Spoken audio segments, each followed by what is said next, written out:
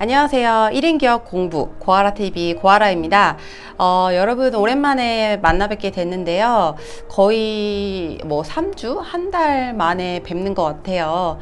오늘은 제가 좀 그동안에 좀 제가 몸이 좀 아파서 아직 다 낫진 않았지만 좀 몸이 뭐 감기 때문에 조금 아파가지고 영상을 못 찍게 됐는데 이번 주부터 조금 몸이 다시 회복되는 것 같아서 목소리도 돌아오고 해가지고 여러분들한테 영상을 좀 찍어보고자 이렇게 제가 세트장을 좀 다시 마련을 해봤습니다. 보통은 집에서 찍는데 또 집에서 찍기에는 제가 또 안 할 것 같고 해서 오늘 같은 경우는 스터디룸을 이렇게 빌려서 촬영을 하고 있어요. 근데 여러분 괜찮지 않나요? 제가 봤을 때는 뭐 딱히 제가 지금 조명도 없이 촬영을 하는데 괜찮게 지금 좀 깔끔하게 나오는 것 같아요. 그래서 일단은 네, 뭐 개인적인 얘기는 여기까지 하고 제가 어저께 저한테 이제 퍼스널 브랜딩에 대해서 조금 어떻게 해야 되나요? 라고 이제 의뢰를 해주신 분을 만났었어요.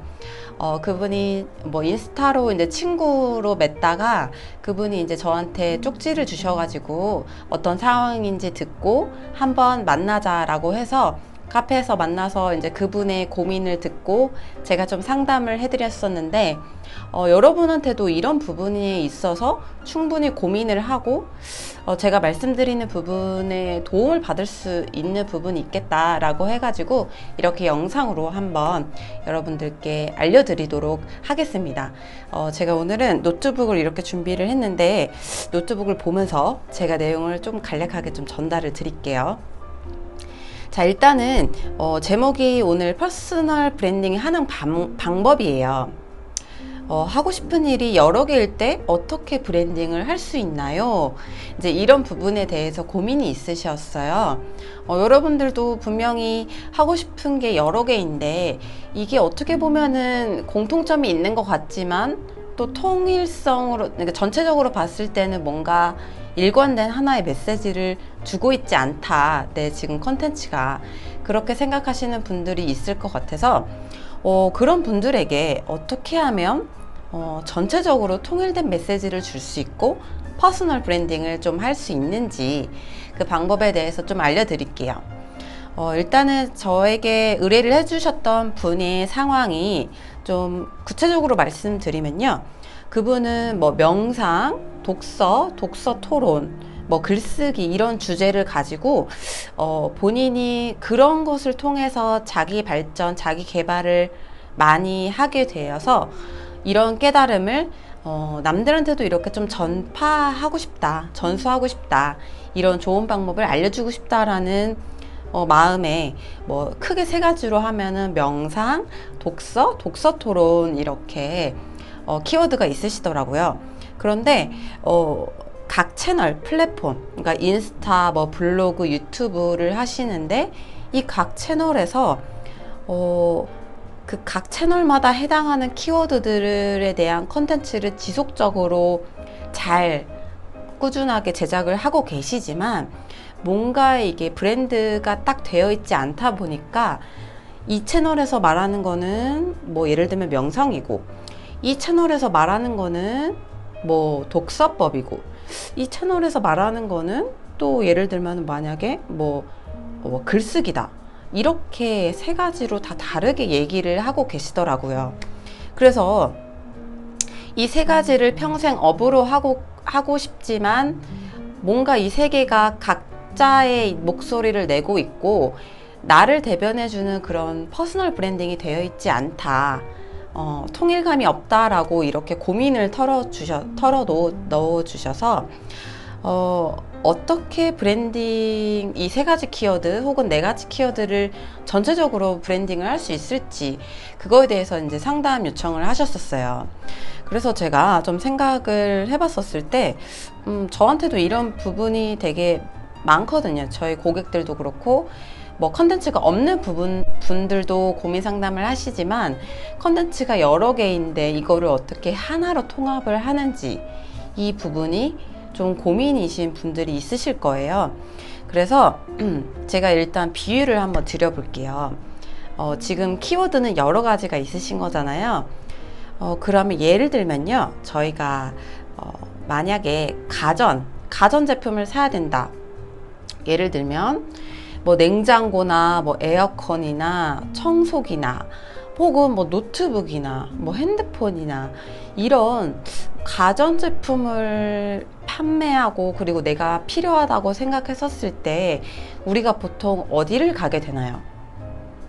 뭐 용산 전자상가가 될 수도 있지만 보통 이렇게 그냥 큰 브랜드로 따지면 우리가 생각하는 하이마트가 될 수도 있겠죠. 하이마트에 가면은 꼭 냉장고별로 브랜드가 있는 게 아니라 냉장고도 있고 청소기도 있고 여러 가지 가전제품을 다양하게 볼 수 있다는 그런 장점이 있죠.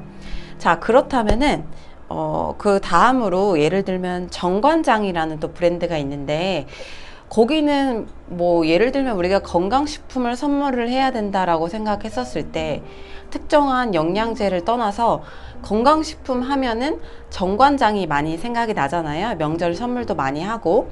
자, 정관장을 보면은 여러 가지 제품을 팔죠. 뭐 홍삼도 팔고, 비타민도 팔고, 뭐 건강즙도 팔고, 굉장히 제품이 많아요. 하지만 건강이라는 이 카테고리 안에 여러 가지 상품을 판매를 하고 있잖아요. 그런 것처럼 또 예를 하나를 더 들어볼게요. 제가 네이버에 유기농 제품이라고 치니까 유기농이라고 쳤나요? 유기농 제품이라고 치니까 유기농 제품만 모아서 판매하고 있는 온라인 플랫폼이 있더라고요. 뭐 이름을 뭐 밝혀도 상관은 없겠죠? 제가 뭐 구매를 해본 적은 없지만 뭐 초록마을이라고 네이버에 이렇게 딱 유기농 뭐 대표 브랜드라고 뜨더라고요. 유기농 식품. 그러면 여기를 들어가 보면은 여러 가지 유기농 관련된 제품들을 팔더라고요. 유기농 뭐 쌀, 심지어 뭐 유기농 아이스크림, 뭐 유기농 뭐 과자, 뭐 야채 여러 가지 식품을 판매하는데 유기농이라는 공통점에 있는 제품들을 판매를 하고 있었어요. 자, 그러면은 이번에는 퍼스널 브랜딩이니까 우리가 일반적인 기업의 브랜딩 말고 퍼스널 브랜딩으로 예를 한번 들어볼게요. 그럼 저를 한번 예를 들어볼게요, 여러분. 자, 저는 멘토 브랜딩 협회를 운영하고 있는데 이 멘토 브랜딩 협회 안에서 진행하는 프로그램이 여러 가지가 있어요. 예를 들면 저를 찾아오시는 분들은 뭐 퍼스널 브랜딩을 통해서 퍼스널 브랜딩 포지셔닝을 하고 싶으신 분, 혹은 퍼스널 뭐 마케팅을 제대로 배워보고 싶으신 분, 그리고 뭐 브랜딩 책 쓰기를 좀 해보고 싶으신 분, 그러니까 전체적으로는 나를 브랜딩 해야 되는 분들이 각종 커리큘럼에 부합하는 내용으로 저를 찾아오시겠죠. 네, 그것처럼 지금 다시 돌아가서 말씀드리면 그 의뢰인도 결국에는 명상, 독서, 뭐 독서 토론, 글쓰기라는 어떻게 보면 되게 다른 것 같지만 그 상위 카테고리에 이것들을 묶어줄 수 있는 브랜드가 사실 필요했던 거예요. 네. 저희는 개인이다 보니까 이것을 퍼스널 브랜딩으로 명칭을 하는데 그 의뢰인도 이 퍼스널 브랜딩이 있어야 결국에는 그 밑에 있던 하단에 키워드들, 콘텐츠들이 더 빛을 발할 수 있는 거거든요. 그렇기 때문에 그분도 결국에는 본인만의 퍼스널 브랜딩 네이밍을 정하는 게 가장 시급한 문제였었어요. 그래서 결론은 뭐냐면 내 키워드를 통합할 수 있는 브랜드 네이밍을 지어야 된다라고 제가 결론적으로 말씀을 드렸고, 사실 그때 상담할 때는 제가 여러 가지 이제 예시를 드리면서 딱 구체적으로 이거를 하세요라고 이제 얘기는 안 드렸지만, 제가 지금 유튜브를 통해서 여러분들한테 영상을 찍으면서 얘기를 해드리면서 또 하나 이제 생각이 든 거는 뭐냐면, 만약에 본인이 독서, 명상, 독서 토론, 글쓰기를 통해서 나 자신을 깨우쳤고 또 남들도 나처럼 스스로 깨우치는 방법을 이런 키워드들을 통해서 알려주고 싶다라고 한다면, 저 그냥 간단히 생각해 봤을 때는 이런 게 결국에는 자기 혁명을 통해서 깨달음을 얻는 거잖아요.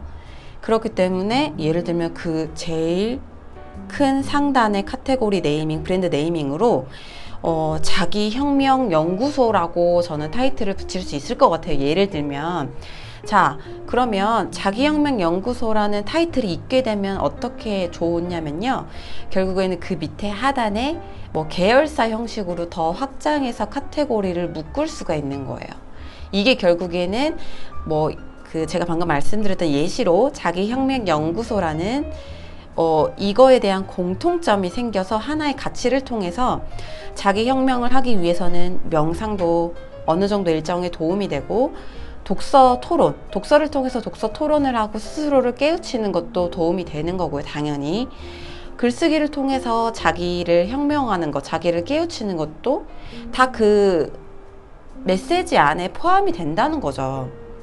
네, 그래서 이런 부분에서는 전체적인 큰 틀로 봤을 때는 자기 깨우침, 자기 혁명, 자기 깨달음, 네, 이런 부분에 가치를 주면서 원래 지속하고 계셨던 부분들의 카테고리를 더 크게 유지를 하고 통일된 메시지를 주면서 더 이게 유기적으로 같이 연결이 될 것 같아요.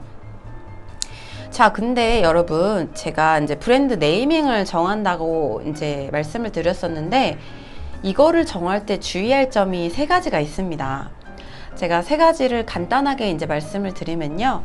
첫 번째로는, 이 브랜드 네이밍이 결국에는 내가 고객들한테 줄 수 있는 혹은 주려는 가치와 부합해야 된다는 거죠. 지금 뭐 자기혁명 연구소라는 거는 어떻게 보면은 자기의 깨달음, 네, 그거를 통해서 자기 혁명이라는 키워드가 좀 부합이 되는 부분이 있거든요. 그러니까 이런 식으로 내가 고객들한테 주고자 하는 가치와 이 네이밍이 반드시 연관이 있어야 된다. 이 부분을 생각을 하시고 네이밍을 정하셨으면 좋겠습니다. 자, 그러면 두 번째로는, 자, 네이밍을 하는데 어떤 이름을 지었는데 이 이름이 정말 외우기 어려우면 별로 감흥이 없겠죠. 잘 이해하기도 힘들고 기억하기 어렵다고 한다면. 그렇기 때문에 조금 좀 기억하기에 되게 좀 쉬운 그런 단어를 선택을 하셨으면 좋겠어요. 좀 극단적인 예로 자기 혁명을 영어로 말하면 뭐가 될까요? 셀프, 혁명은 제가 잘 기억이 안 나지만, 어쨌든 그거를 조금 어렵게 영어로 해석해서 만약에 연구소에 네이밍을 짓는다 라고 하면, 그 네이밍이 본인이 봤을 때는 되게 멋있고 근사해 보일 수 있지만, 고객들 혹은 잠재 고객들한테 상대방이 들었을 때는 저게 뭐지? 혹은 되게 어려운 이름, 그러니까 기억하기 쉽지 않은 이름이라고 해서 돌이켜 봤을 때는 그 이름을 정말 기억하기 쉽지 않겠죠.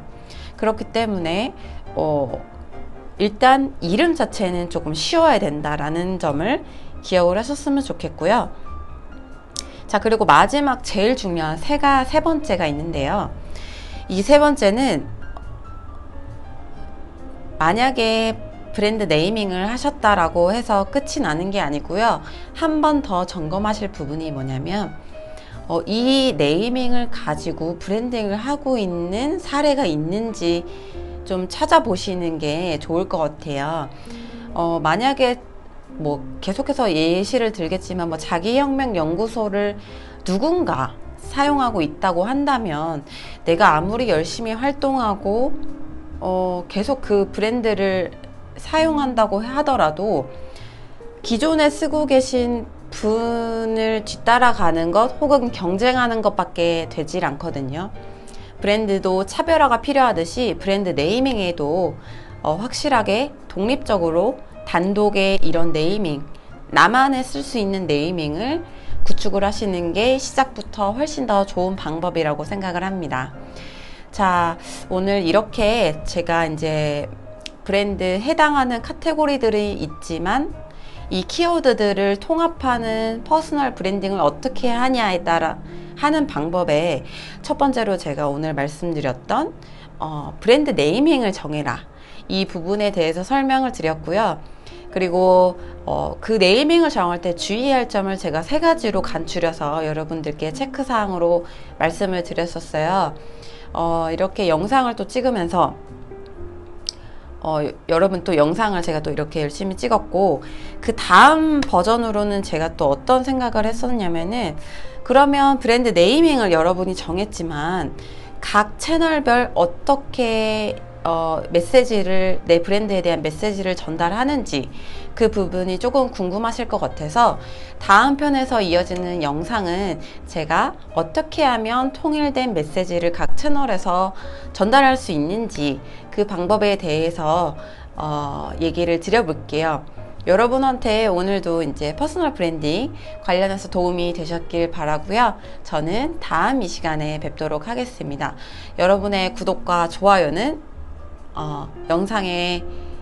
영상을 정말 열심히 만들라는 응원의 메시지로 알고 구독과 좋아요 좀 부탁드리고요. 저는 바로 다음 영상에서 뵙도록 하겠습니다. 감사합니다.